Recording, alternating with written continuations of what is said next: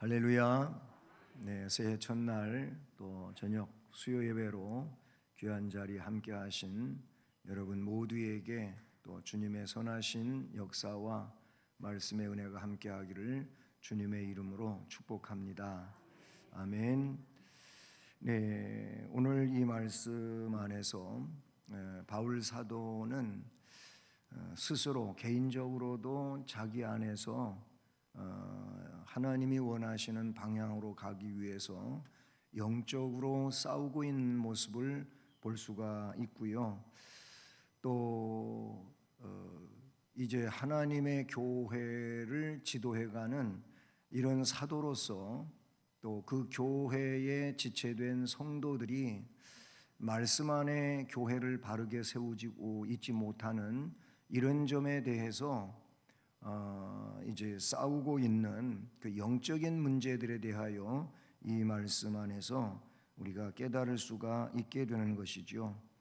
그래서 오늘 말씀 제목을 그리스도인의 싸움이라고 정했습니다. 본문에도 나타나고 있지만은 그리스도인의 싸움은 먼저 전제해 보면은 선한 싸움입니다. 영적인 싸움입니다. 오늘 말씀에도 나타나기를 그 3절 말씀에 우리가 육신으로 행하나 육신에 따라 싸우지 아니하노니 라고 이렇게 말씀하고 있지 않습니까? 이런 내용에 대하여 바울 사도는 에베소서에서 하나님의 전신갑주를 입으라고 하시는 그 말씀과 더불어서 주시는 말씀 가운데서도 이런 말을 하고 있어요. 에베소 6장 12절 말씀을 보면 우리의 씨름은 혈과 육을 상대하는 것이 아니요. 여기서 혈과 육은 육신적인 이런 부분의 싸움이 아니고 통치자들과 권세들과 이 어둠의 세상 주관자들과 하늘에 있는 악의 영들을 상대함이라 하고 영적 싸움인 것을 말씀해 주고 있죠. 우리가 신앙생활하면서 절대 여러분 사람과 싸우지 마십시오. 지는 겁니다. 그게 실패하는 겁니다. 사람과 싸우는 육적 싸움이 아니에요. 바로 그 안에서 그를 그렇게 이끌고 가고 있는 사탄과 싸워야 되는 겁니다. 사람과 싸우는 사람은 스스로 지는 거예요. 그 안에서 역사하고 있는 사탄의 역사를 우리가 말씀으로 보면서 그 사탄과 싸우는 영적 싸움을 싸우는 자들이 되어야 할 줄로 믿습니다. 예수 믿으면서도 자꾸 사람하고 싸우면서 실족되고 실패하는 이런 이들이 있다, 그런 얘기예요. 그것을 우리가 성경에서 바르게 가르쳐주고 있으니 그 부분을 바르게 간파하고 영적 싸움을 승리로 이끌어가는 은혜자가 되어야 할 줄로 믿습니다. 바울 사도가 사도로서 그 초기 시대에 교회를 세우고 또 그 교인들을 주의 주신 영으로 그들을 가르치고 지도해 갈 때 그 거짓 교사들로부터 가장 많은 반대를 받게 됩니다. 또 유대주의자들로부터 반대를 받게 되지요. 그러니까 이 유대주의자라든지 아니면 거짓 선지자들이라든지 이런 이들은 전부 뭡니까? 사탄의 도구들이에요. 결국 복음을 변질시키고 복음을 복음되게 하지 못하게 하는 이 내용들, 고린도서에도 나오고 있지만은 갈라디아서, 에베소서, 빌립보서 계속 그 교회에 미치고 있는 영향들에 대하여 보게 되면은 전부 복음으로 가고자 하는 이들을 못 가게 율법주의로 돌아가게 하고, 그리고 그 거짓 또는 적그리스도 아니면 그 시대에 잔류하고 있는 이런 무속 종교 내지는 그 지역 상황에서 벌어지고 있는 우상 종교들, 이런 것들에 대한 내용들이 지배적으로 나타나고 있는 걸 보지요. 무엇보다도 말씀과 아주 비슷하면서 다른 이 이원론 사상, 영지주의 사상에 대한 내용도 바울 사수인의 서신 가운데 이 교리적인 부분으로 많이 등장하고 있는 것들을 보게 되죠. 고린도의 상황도 그렇습니다. 거짓 교사들로부터 가장 많은 반대를 받게 되는데 고린도에 있는 사람들에게도 이 점에 대해서 가르치면서 오직 진리 안에서 예수 그리스도를 따라갈 것을 말하고 있죠. 그래서 고린도전서 앞부분에서도 바울 사도는 고린도 교인들에게 말해주고 있는 게 뭐냐면은 너희가 성령이 임하여 있는 거룩한 성전들이 아니냐. 그러니 그 거룩한 성전으로서의 거룩함을 온전히 이루어 가야 할 것에 대하여 말씀하고 있는 것을 보게 됩니다. 영적 싸움에서 실패하게 되면은 거룩한 성전을 구축할 수가 없다는 사실을 우리 기억할 수 있기를 소원합니다. 자, 우선 오늘 이 말씀에는 첫째로 나타내주고 있는 것이 그의 성품에 대한 것들이라고 볼 수가 있어요. 1절, 2절 말씀을 보면 너희를 대면하면 유순하고 떠나 있으면 너희에 대하여 담대한 나 바울은 이제 그리스도의 온유와 관용으로 친히 너희를 권하고 또한 우리를 육신에 따라 행하는 자로 여기는 자들에 대하여 내가 담대히 대하는 것 같이 너희와 함께 있을 때 나로 하여금 이 담대한 태도로 대하지 않게 하기를 구하노라. 여기서 그 온유와 관용이라는 그 성품이 나오고 또 뒷부분에 나오고 있는 이 담대함이라고 하는 내용이 나와요. 여기서 담대함은 어떤 의미에서 보게 되면 그냥 뭐 담대하게 뭘 말한다 이런 의미가 아니지요. 잘못하고 있는 자들에 대하여 뭐 책망을 한다든지 아니면 그들의 그 부적절한 일에 대하여 지적하는 이 모습에 대하여 뭐 오늘날 아마 그렇게 이야기한다면은 당장 시험 들고 그리고 돌아서 버리고 마는 이런 상황과 같은 모양이라고 볼 수가 있는 거예요. 요즘에는 직설적으로 그 사람에 대하여 무안을 주고 창피하게 만들고 하게 되면은요 굉장히 자존심 상하고 그리고 틀어져 버립니다. 별것도 아닌 이야기를 해도 이상하게 되잖아요. 기분 나빠하고 그러는데 아마 사도 바울과 같은 분이 오늘날 이 현실 상황에서 그런 부분에 대하여 이야기한다면은 다 난리가 난다 그런 얘기예요. 여러분, 예수님은 어떤 분이십니까? 마태복음 11장 28절 이하의 말씀을 보면은 주님이 제자들을 향하여 말씀하셨어요. 수고하고 무거운 짐진 자들아 다 내게로 오라 내가 너희를 쉬게 하리라. 그렇게 말씀하시고 29절 말씀에서 나는 마음이 온유하고 겸손하니 이렇게 말씀하셨어요. 나는 온유하고 겸손하니 나의 멍에를 메고 내게 배우라. 그리하면 너희 마음이 쉼을 얻으리라. 아멘. 그 말씀에서 주님이 나타내 주신 것이 뭐냐면 나는 온유하다 겸손하다 이 말씀을 하셨어요. 사람들 같이 그런 말씀을 하시면서 자기 자랑을 늘어놓으려고 하셨겠습니까? 그거 아니잖아요. 제가 예배 오늘 서원으로 빌립보서 2장의 말씀을 낭독해 드렸는데 너희 안에 이 마음을 품으라 그리스도 예수의 마음이니. 그 예수 그리스도의 마음이 뭐예요?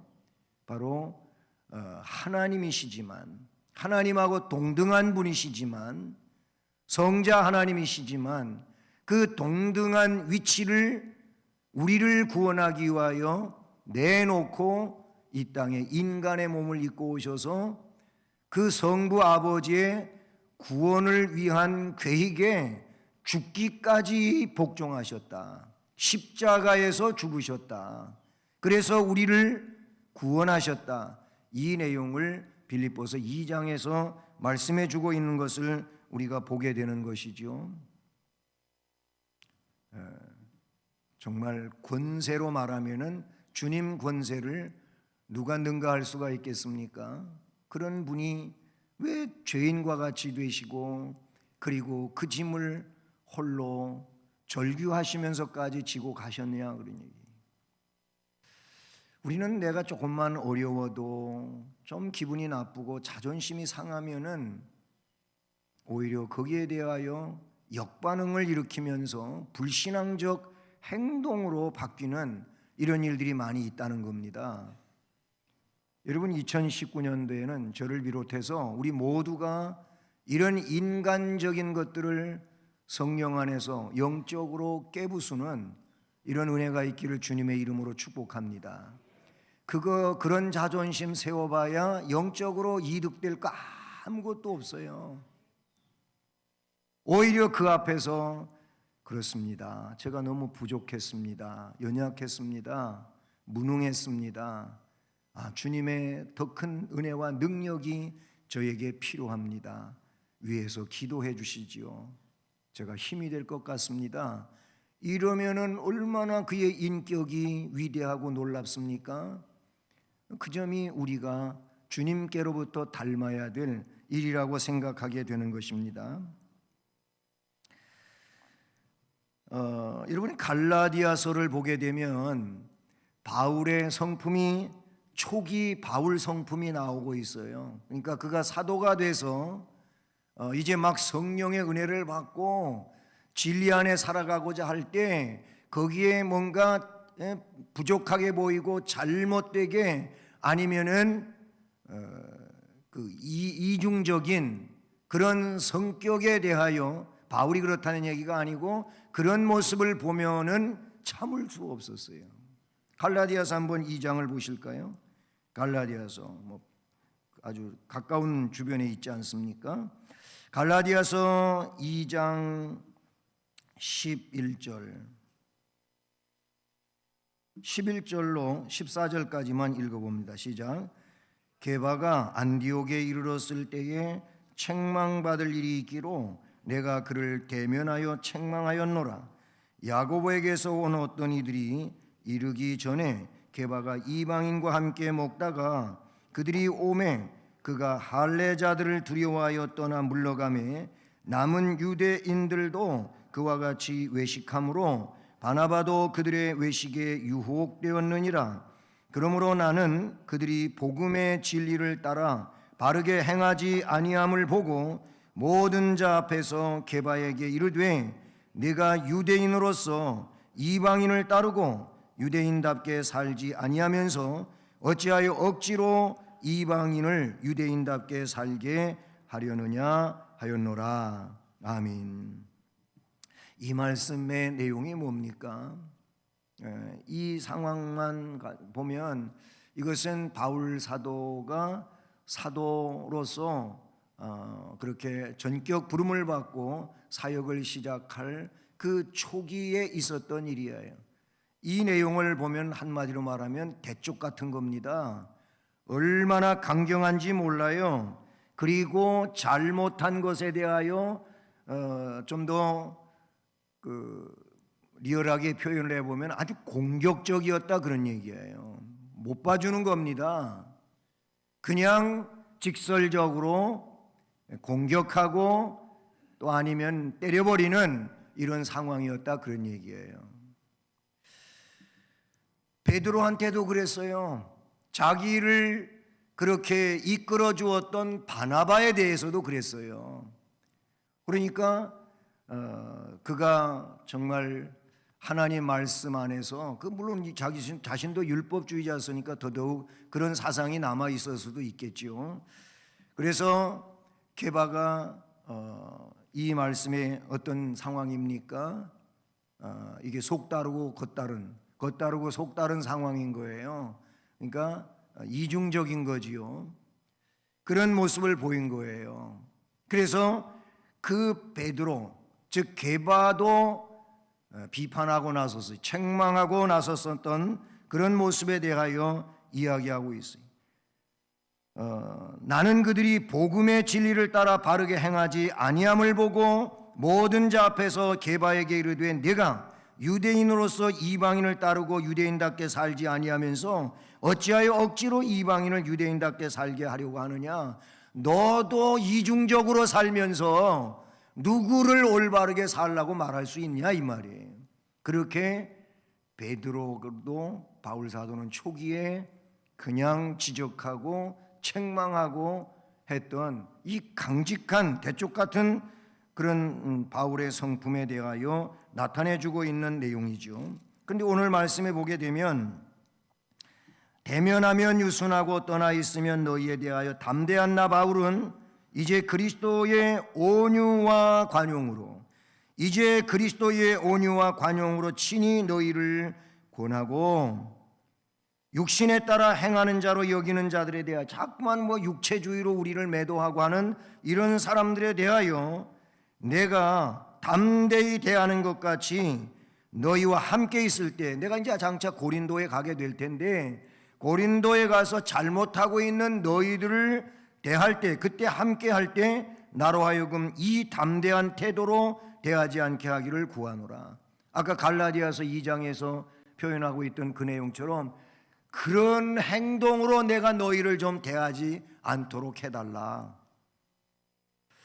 잘하는 일일 수도 있겠지만은 여러분, 이상하게도 사람들은 이와 같이 하면은 깨닫기보다는 시험에 잘 들고 그리고 서로 충돌을 일으키고 그 말이 맞음에도 불구하고 뭐가 돼요? 서로 등이 져요. 대적이 돼요.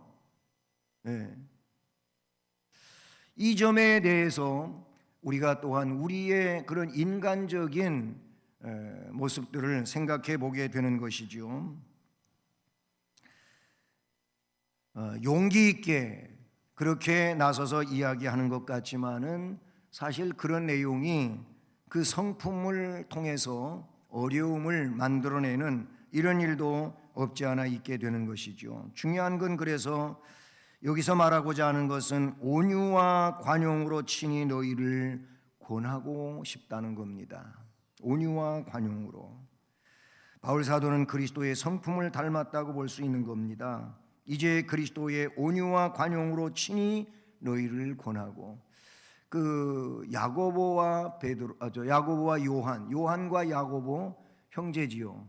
형제인데 예수님을 따르고 있었던 그 공생의 기간 중에 예수님으로부터 이 야고보 요한은 어떤 별명을 받게 되느냐 하면은 우레의 아들이라고 하는 별명을 받아요.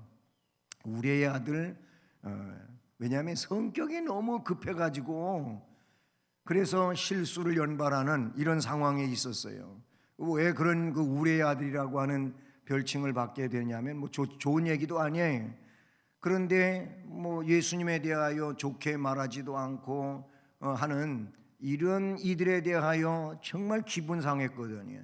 그러니까 그렇게 할 수 있는 사람들도 아니면서 주님 앞에 뭐라 그랬는지 아세요? 주님, 하늘에서 벼락이 떨어지게 해갖고 이 사람들을 어떻게 해버릴까요? 이랬단 말이죠. 그러던 사람들이에요. 그런데 그 사도 요한은 훗날 어떤 사람으로 바뀌어지는지 아십니까? 사랑의 사도로 바뀌어진다는 거예요. 그렇게 뭘 봐주지 못하고 그냥 막 불같은 성격이고 참지 못하던 이 요한이 성령의 은혜를 받고 성령 안에서 그가 달라진 것이 뭐냐면 사랑의 사도였다는 겁니다. 요한 서신을 보세요. 사랑에 대하여 얼마나 주옥 같은 말씀들을 기록하고 있습니까? 사랑하자, 서로 사랑하자. 그 사랑은 하나님이 우리를 먼저 사랑하신 것이다. 그러니 그 사랑을 받은 우리가 서로 사랑하는 것이 마땅하지 않겠냐. 사랑합시다 라고 했답니다. 그분은 살아있는 순교자로 그렇게 교회사에 나타나고 있죠. 그가 이제 많이 육체가 노쇠해졌을 때, 그래서 강단에 교회에 스스로 걸어서 오고 걸어가지를 못했다고 해요. 업혀서 오고 업혀가고, 그러면 오보다가 강대에 의자에 앉혀놓으면 그 의자에서 일어서지도 못한 채로 모인 회중들한테 여러분 사랑합시다. 주님이 우리를 사랑하셨습니다. 그러니 우리도 싸우지 말고 서로 사랑합시다. 이게 설교 다요. 그런데도 그 사도 요한의 설교를 듣고 사람들이 가슴을 치며 통회하고 사랑하지 못한 일들에 대하여 그렇게 회개하고 그 말씀의 의자에 사랑하며 살려고 사람들이 발버둥을 쳤다는 얘기가 여러분 그 사도 요한의 생애에 대한 글들 가운데서 나오고 있는 일이라는 말이에요. 성령 안에서 달라집니다. 바울도 달라졌습니다. 우레의 아들이었던 요한도 달라졌습니다. 베드로도 달라졌습니다. 다 달라졌어요. 달라지지 못하고 있다고 하는 그 내용이 뭡니까? 아직도 내가 성령의 능력 안에 이끌림을 받지 못하고 있다고 하는 이런 내용이 될 수도 있다는 사실이죠. 그리스도의 성품은 아까 마태복음 11장 28절 이하에서 말씀해 드린 것처럼 주님은 온유하고 겸손하신 분이십니다.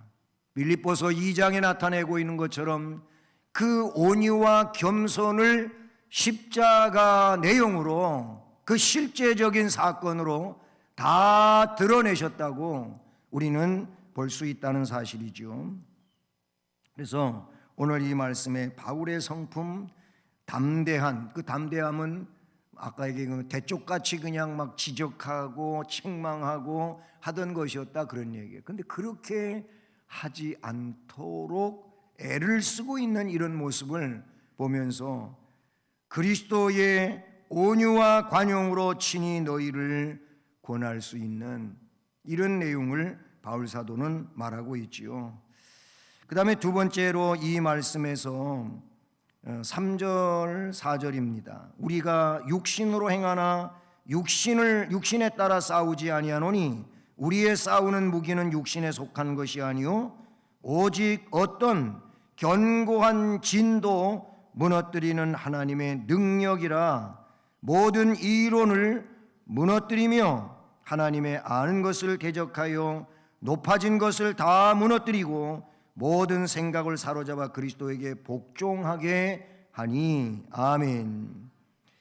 이 말씀의 근거에서 그리스도인의 영적 싸움에 대해서 또 생각해 보게 되는 것이죠. 육신으로 행하지만 육신에 따라서 싸우지 않는다. 그리고 우리의 무기는, 우리가 싸우는 무기는 육신에 속한 것이 아니라는 겁니다. 우리의 어떤 그 정력적인 이런 것이 육신을 따라 싸우는 무기가 아니라 그런 얘기죠. 그 무기는 뭐냐면 오직 어떤 견고한 진도 무너뜨리는 하나님의 능력, 하나님의 능력이 우리의 무기가 되어야 한다는 것을 나타내주고 있는 것이지요. 어쨌든 성도들은 성경에서 우리의 삶에 대하여 지적해 줄 때 영적 전쟁을 치러야 할 십자가의 군병이라고 말씀해 주고 있다는 사실입니다. 베드로전서 5장 8절과 9절을 보면 사도 베드로는 마귀가 우는 사자같이, 거기서 마귀라고 표현되어지고 있지 않습니까? 마귀가 우는 사자같이 두루다니며 삼킬 자를 찾나니 너희는 믿음을 굳게 해서 그 마귀를 대적하라 라고 말하고 있어요. 그러니까 마귀가 우리에게 치열한 영적 싸움을 걸어오고 있으니, 그러니 그리스도인 된 우리는 십자가의 군인으로서 그 마귀와 싸워야 되는데 뭘로? 믿음을 굳게 하여 싸우라는 거예요. 믿음을 굳게 하여 그 마귀를 대적하라고 말씀합니다. 마귀는 쉬지 않고 굶주린 사자가 먹이를 찾아 다니는 것처럼 영혼들을 공략하고 노린다고 볼 수가 있어요. 그래서 바울 사도는 마귀의 괴계를 능히 대적하기 위하여 하나님의 전신갑주를 입으라고 그렇게 말씀을 해주고 있죠. 그 전신갑주가 오늘 말씀에서는 하나님의 능력으로 표현되어지고 있다는 사실입니다. 그것은 어떤 견고한 진도 무너뜨리는 하나님의 능력이라 그랬어요. 하나님의 능력은 아무리 사탄이 견고한 진을 구축하고 있다 할지라도 무너뜨릴 수 있는 능력이 되는 줄로 믿습니다. 전쟁을 하는데 무기는 굉장히 중요하잖아요. 영적 전쟁의 무기, 이 무기 또한 아주 중요하다고 볼 수가 있어요. 오늘날 전쟁에 있어서도 2019년도 북한이 그 핵 문제와 이제 끝자락에서 어떻게 내려놓지를 못하고 그냥 넘어왔잖아요.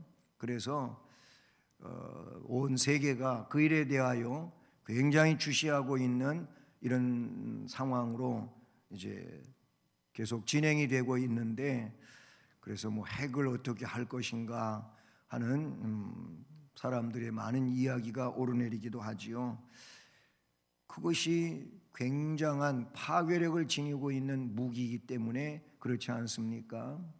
그 얘기 이제 그만하고, 여러분, 우리가 그리스도인으로서 이 세상에 살아갈 때 사탄과 싸울 때 능력이 있어야 돼요.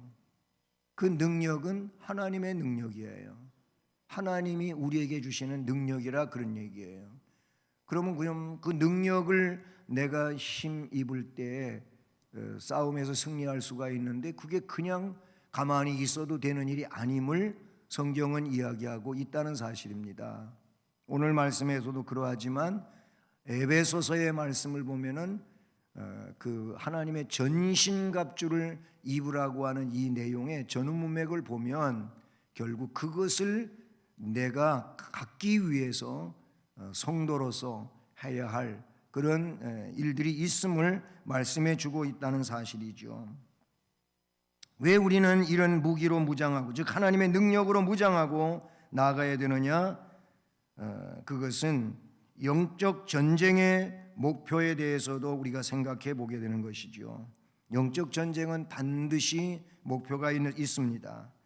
바로 우리로 그리스도께 복종하게 하려는 겁니다. 사탄은 우리로 하여금 하나님께, 그리스도께 복종하지 못하게 온갖 술책을 다 부린다, 그런 얘기예요. 여러분, 신앙생활에서 가장 훌륭함이 뭡니까? 하나님께 복종하는 거예요. 하나님께 순종하는 거예요. 그러면 다 된 거예요. 이게 안 돼서 문제인 거예요. 내 생각 때문에, 내 경험 때문에, 내 지식 때문에, 내가 안다고 하는 그것 때문에 하나님의 말씀도 올바로 깨닫지를 못하고 그 말씀에 불순종하게 만든단 말이에요. 이게 가장 큰 적이 되는 거예요. 순종해야 돼요. 순종해야 돼요. 영적 전쟁의 목표를 그래서 이 말씀에는 뭐라고 이야기하고 있습니까? 그 4절 중반 이하에 보면 모든 이론을 무너뜨리며, 5절에 하나님 아는 것을 대적하여 높아진 것을 다 무너뜨리고 모든 생각을 사로잡아 그리스도에게 복종하게 하니. 아멘. 그 문장들에 나타나고 있는 것 보세요. 4절 끝부분에서는 모든 이론을 무너뜨려야 돼요. 여러분, 신앙은 이론이 아닙니다. 신앙은 이미 모든 내용이 성경에 다 담겨져 있어요. 그러니 성경이면 충분하단 말이죠. 그런데 이 성경 이외에 자꾸 다른 이론을 갖다가 여기에다가 붙이고 늘어놓고 하게 되는데, 그것은 주께서 원하시는 일이 아니라 그런 얘기예요. 바울 사도도요, 아데네에 가서 설교했어요. 거기는 철학 도시잖아요. 사도행전에 보면 그 아테네에는 에피쿠리오스지요. 그 다음에 스토이고 스토익이지요. 이 스토아파와 에피큐리오스 이런 철학자들이 대거 모여 있는 곳이 아테네라 그런 얘기예요. 그러니까 뭐 철학자들한테 자기도 철학을 했거든요. 그러니까 복음을 증언하려고 할 때 철학을 좀 기반으로 해서 전하려고 해봤어요. 근데 뭐 조금은 그래도 구원의 역사가 있었지만은 다른 데와 그가 비교를 해볼 때 실패했다 그랬어요. 아테네에서 내가 철학적인 설교를 했었는데 실패했었다. 그러니까 나는 이제부터 그런 이론에 근거해 가지고 뭘 하려고 하지 아니하고 오직 그리스도의 십자가만 전하겠다. 할렐루야. 바울 사도가 고백한 내용이에요. 오직 피 묻은 십자가의 복음만이 그 영혼을 흔들어 놓고 구원하는 것이지 이론이 그 사람을 그런 웅덩이에서 꺼내오는 것이 아니라 그런 얘기예요.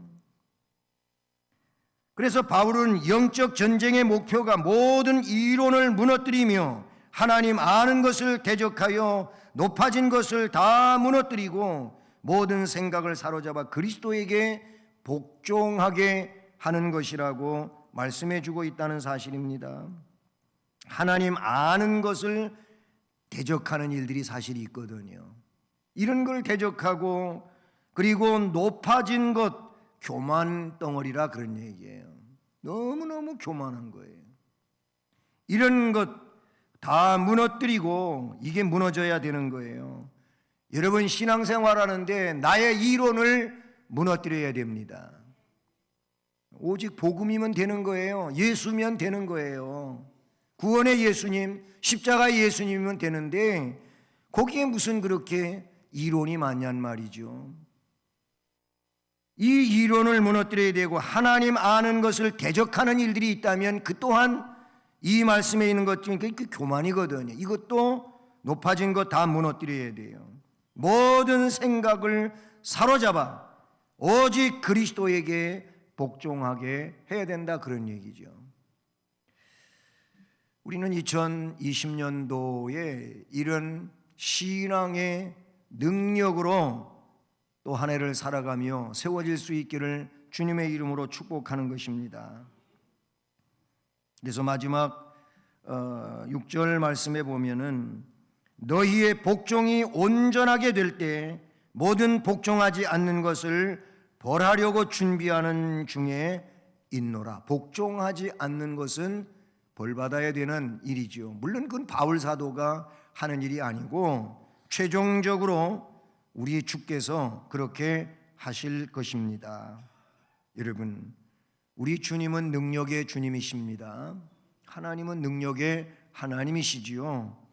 그러므로 그 하나님의 능력으로 무장되고 그 능력의 역사에 이끌려서 앞을 향하여 나아가는 은혜가 있기를 주님의 이름으로 축복합니다. 그 능력 가지고 이론도 무너뜨리고 교만도 무너뜨리고 모든 생각이 복음으로 사로잡히며 그리스도에게 복종할 수 있는 이런 은혜로 나아갈 수 있기를 축복하는 것입니다. 불순종은 최종적인 심판대에서 처벌받는 일이라고 성경은 이야기하지요.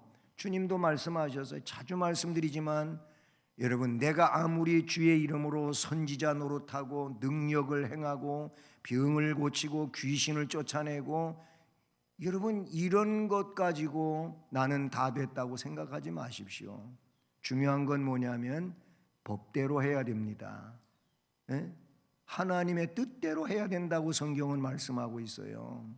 그러니까 우리가 모든 삶을 살면서 그 삶을 살아가게 될 때 우리 주님이 원하시는 대로 살면 되는 겁니다. 그렇지 않으면 주님이 원하시지 않는 거면 불법이에요. 불법.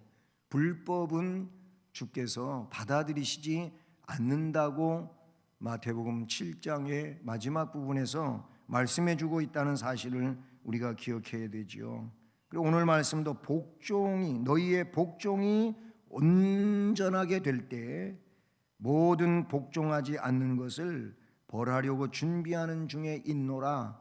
결국 복종하지 않는 일, 순종하지 않는 일, 뜻을 따르지 않는 이런 일들에 대하여는 결국 처벌되어진다고 하는 것을 바울 사도는 말씀에 담고 있다는 사실을 우리가 기억할 수 있기를 바라는 것입니다. 오늘 말씀과 같이 우리 또한 우리의 성품들이 있을 수 있겠지만은 그러나 성령 안에서 우리 또한 온유와 관용으로 무장하고 살아갈 수 있기를 바라고, 무엇보다도 영적 전쟁을 치러갈 때 육신적인 것으로 생각지 마십시오. 영적으로 생각하고 그 싸움을 하나님의 능력으로 무장되어서 악한 영적 전쟁에서 승리하는 자 되기를 바라고, 무너뜨려야 할 것들을 무너뜨리는 하나님의 능력으로 이론도 무너뜨리고 그리고 교만도 무너뜨리고 오직 그리스도에게 복종하는 순종의 사람으로 나아갈 수 있기를 간절히 축복합니다.